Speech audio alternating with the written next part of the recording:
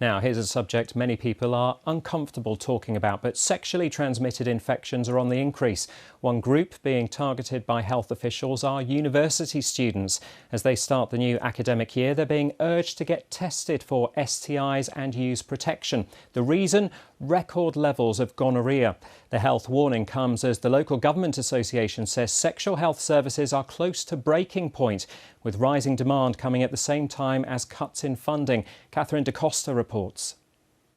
For many, it's an exciting time of year as thousands of students head to university keen to experience new freedoms.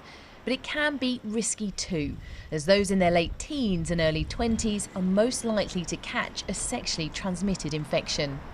Have either of you ever had an STD? No. Maybe you wouldn't know because you haven't been tested. Yeah, I have been tested before a few times, but no, I've never had one personally. So would you get yourself regularly tested? Yeah, like because obviously I'm 18, so when I have my checkups, they always like, do you want an STD test and anything like that? I'm just like, yeah, it doesn't hurt. Sort of taking care of yourself, does that, factor into your mind, or when you're meeting a new partner and things like that? No, not for me, no. Haven't really thought about it. Doesn't really bother me. After every sexual partner, get tested all the time, because it's better to be safe than sorry and just look out for the precautions. At Oxford Brookes University, there's a big push to improve students' sexual health, including more access to screening on campus each semester.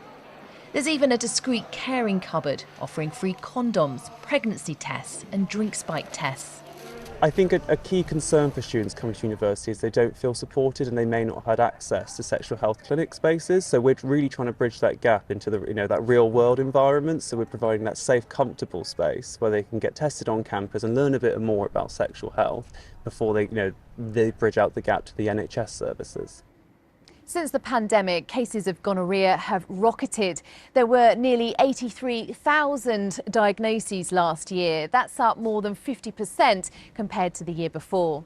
The good news is STIs can usually easily be treated with antibiotics, but many can cause serious health issues if they go untreated, including infertility.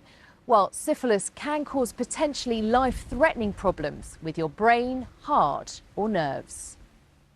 The increase in infections is thought to have been driven by a lack of testing during lockdowns and more mixing since the pandemic. This sexual health clinic in Oxford has seen demand soar. Testing rates are still not quite where they were pre-pandemic, despite the fact that STI rates are going up. So we know there's a huge need, and we have a postal kit system that we send out almost 2,000 kits a month, as well as growing our walk-in clinics and our face-to-face. So there's massive demand. We can't, we're running multiple clinics a day and patients are still wanting more. The Department of Health says it's investing in early diagnosis and treatment, but critics say the extra pressure on services comes as public health budgets in England have been cut.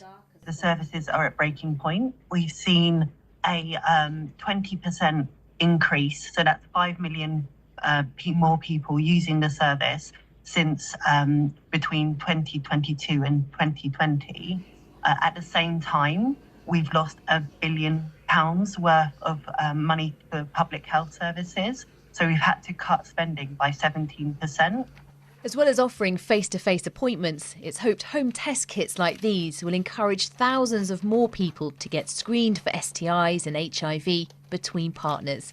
Catherine DeCosta, BBC South Today. A cheap malaria vaccine that's being developed by